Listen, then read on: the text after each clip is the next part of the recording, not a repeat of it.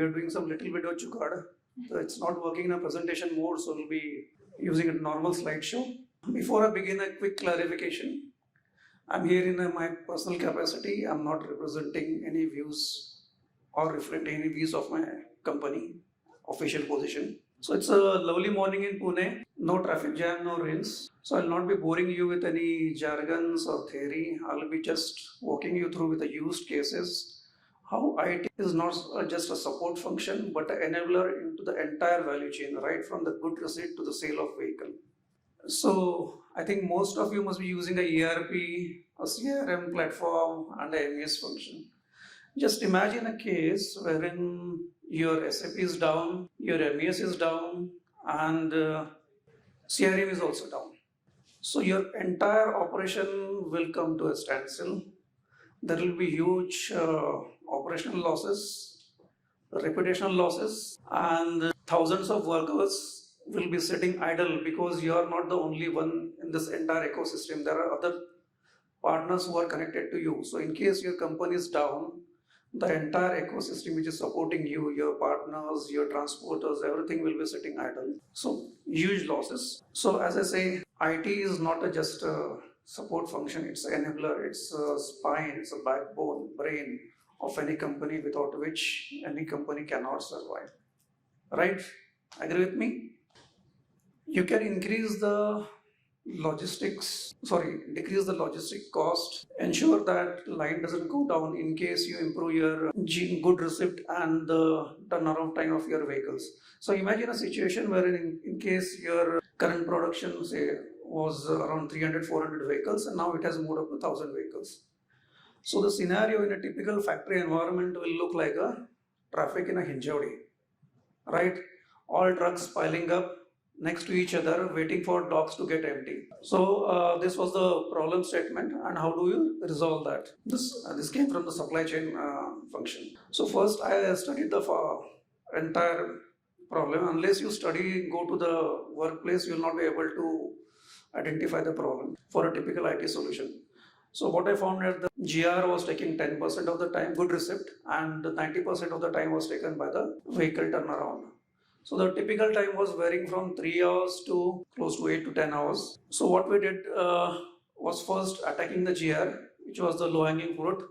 So with QR code and bunching of all these invoices, we could cut down the timing from 10% to hardly 1% of the total time. And the main challenge was how do you cut down the rest of the time. So we have got a MRP which is running based on the production plan, and schedules are going to the suppliers, and the supplier facing portal is also there.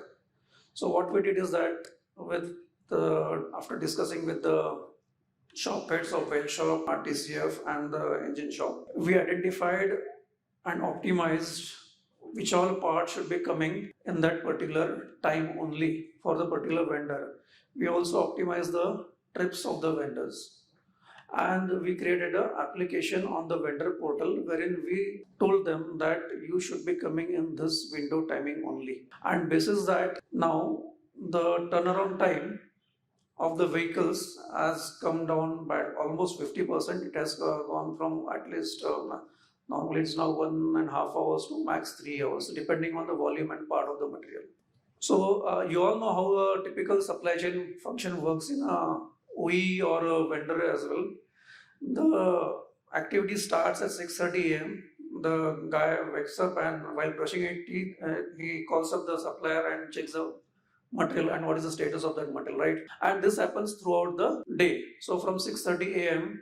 till 11 p.m. he is busy for all 2 shifts which is handling. And he is not doing anything on the basic job he is supposed to do of a supply chain person, means bring down the inventory level, ensure that the vendor has got optimum capacity and the line stays afloat. So I have a friend called Shyam who was so stressed out doing this, handling all those 10,000 odd parts that people now started calling him, you must have heard 𝗙𝗂𝗧𝗢𝗃, so same like him, 𝗠𝗢𝗧𝗢𝗃𝗃. So he was so stressed that he got an attack and he was hospitalized. So when I met him, he said, "Bhai, I cannot survive. I need to change my field or I need to quit this company. नहीं तो मुझे second attack में मैं ऊपर चला जाऊँ." So I told him that hold on, we'll try to identify some solution for you. The only thing is that before I implement any IT solution, you need to have a basics right. So you need to ensure that this is a typical problem in any OE. Your system stock should match with your physical stock. So in that physical inventory cycle, he got that corrected. Meantime, I was thinking of what the least cost effective, most cost effective solution will be. So we have got a SAP in place, and SAP with Power BI and AI. What we did is we prepared one algorithm. We have got a bill of material, we have got a vendor location, we know consumption per part, day wise, right? And with that, I could identify what should be the optimum level of stock that I should be keeping for A, B, and C class of material. What should be my safety stock, and what are my critical parts. So for example, I think 2-3 years back we had a issue with semiconductors. So all parts which were having some semiconductors were in a shortage. So it happens, means depending on which year where we are, the shortages type keeps on changing. Now I think 1 year back it was rare earth shortage, magnetic shortage, everything. So we identified what are the critical parts, and then we prepared a control tower, supply chain control tower. So what this essentially means, I got the safety stock, I know the consumption, I know what is the stock available, and what are parts in green. Means I got the consumption is, say, suppose 1000 parts per day, and the stock is 1000 parts per day. I need not worry on that part. The only thing I should worry on that part is red items and the critical items.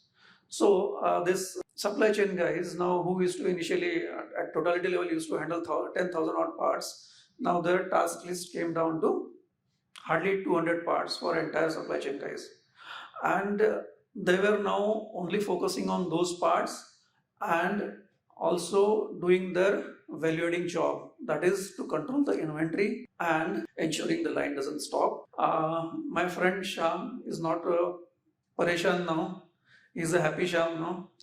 He's very happy with the way he's working. He's controlling the inventory, and the inventory level has also gone down a lot. So Sachin had covered most of the line items while he was giving the earlier presentation. I'll quickly move to this computer vision. So here we all know that every line has got a quality inspector, and the quality of the parts which goes through the line depends on the mood of the quality inspector, his attitude, and then whether he is well or not, and of course his eyesight. So your production quality varies depending on these inspectors. So this was a typical problem. So what we did was that we, with help of AI and camera vision, we captured what are the good images, and with that we compared with the regular line parts, and the quality is now fairly consistent. Especially this problem was related to engine parts, where we manage the quality. Next is JIT and GIST. So imagine in case you are producing 1000 odd vehicles per day, and the voluminous parts are seats and bumpers, right? So if I had to keep 1 day stock of inventory, so it will be close to 5000 odd seats, and I got a limited portion in my logistics area, so entire portion will be occupied by seats. So this is not the way I can work, right? So what we did is that we broadcasted the sequence of vehicle dropping to the vendor, and the vendor started producing the material as per that in sequence. So his vehicle was a green channel vehicle, so there was no GR done when the vehicle is entering. So your vehicle is to directly come to the factory. Seats used to go unloaded on the plant in a sequence, and with that I could control the inventory as well as the space in my plant. Similarly, this was done for just-in-time high-value parts. You all know that A-value parts consume 80% of the total inventory. So it is always better to keep this JIT items, high A-class items in a JIT just-in-time, so that we keep the minimum inventory and save on the inventory. Last part is rough cut capacity planning. So imagine a case wherein I need to have a complete visibility of my dealer requirement, my plant constraint, my vendor constraint, capacity constraint, and a constraint at my line level.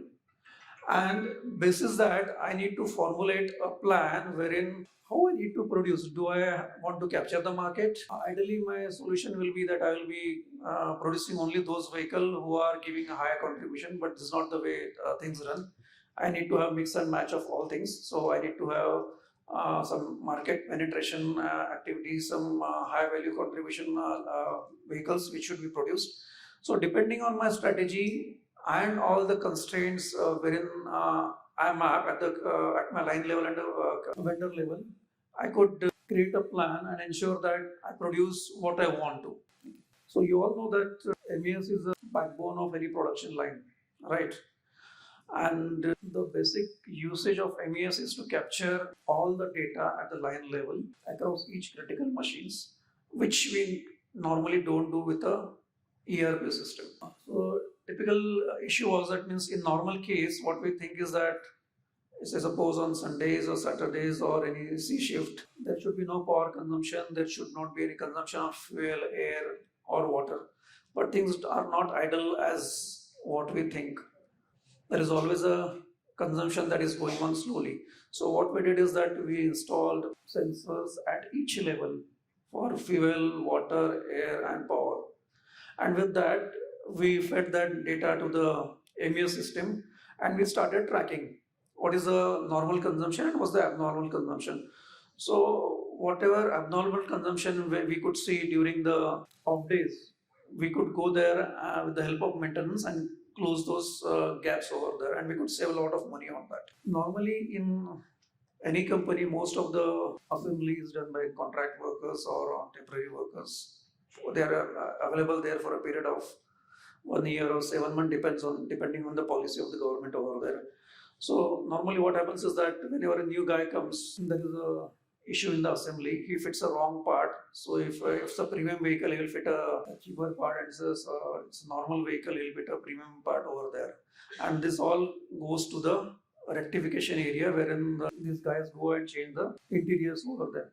So to avoid this case, what we did was that we introduced a pick to light system wherein depending on the production dropping sequence, we ensure that parts which are supposed to get fitted on that station should get light up, and this is that we fitted the right part, ensuring that there is I will not say zero rectification, but it came down by 90% at least. For any OE or auto manufacturer, the major issue is how do I sequence my vehicles.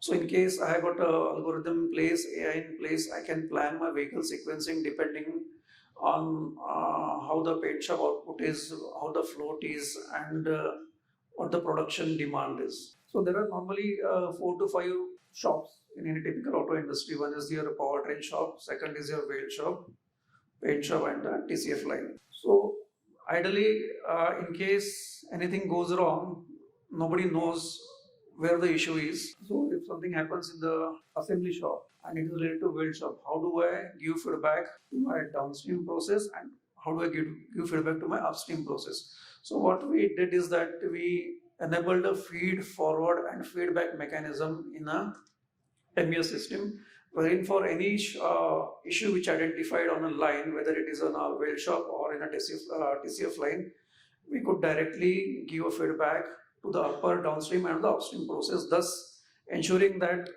the vehicle which is going out of the company premises is a defect-free vehicle. Next is traceability.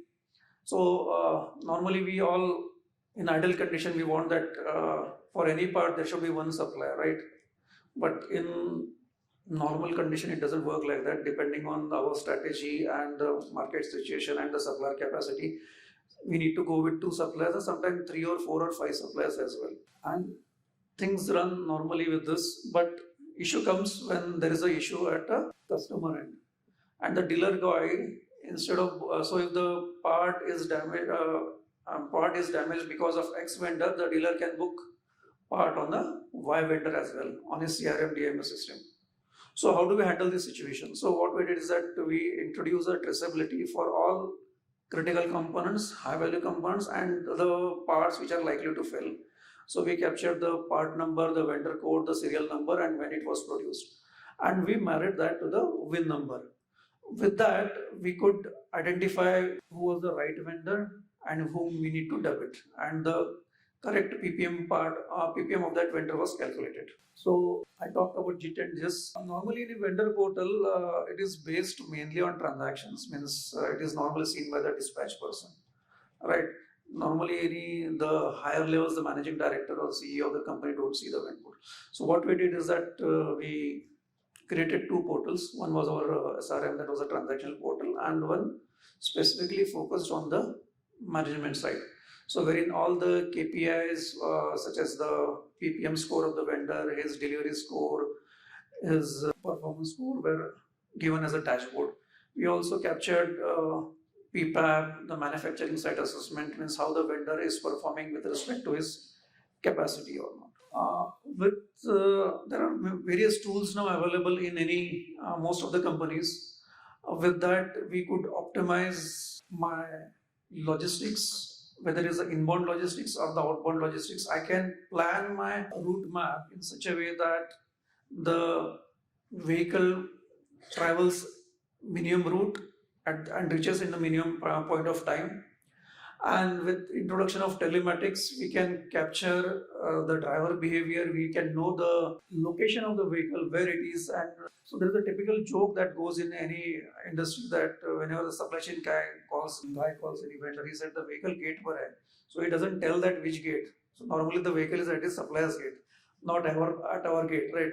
So this can be avoided and ensure that line stoppages and as well as my logistics cost can come down. With AR/VR technology, we all know that these guys come and go, the temporary guys come and go, and they need to be trained. And it's not practical to train them at the shop floor, right? So what we did is that with the introduction of AR/VR technology, we could simulate what's the actual scenario at the shop floor and help him to train what all things should be done when he's there in the shop floor. Next is cobots. So cobots are basically robots who work with the human seamlessly, ensuring that both are safe. Both means most of the time humans are safe. So we have got examples such as automated guided vehicles and robots which work for heavy duty jobs such as tire assembly and other things. So only things. My digitization cannot be complete unless I address the sales side problem. So once we have got a good sales and distribution solution available, we can capture all the details at supplier and ensure, at dealers and ensure that the customer is captured, they can be traced and tracked, ensure that they book the vehicle, because it's not easy to get money out of pocket of the customers and ensure sell the vehicles. So this CRM dealers CRM DMS platform also helps a lot. And there are solutions such as chatbots which are available to ensure that the customer get a good experience on that. No company can run without any defense protection. So we all know that during Operation Sindoor, we have got a 3-layer system wherein we could keep all the attack from Pakistan's enemy side. So in this way, we need to also have a defense mechanism at our place wherein we can have a defense at a perimeter level, which is a firewall. At an endpoint level, we need to have an MDR in place wherein a dedicated person is tracking all the issues. And a SOC should be also there in place which acts as a CCTV overall and ensures that things are getting, the north-south and the east-west traffic is getting monitored over there.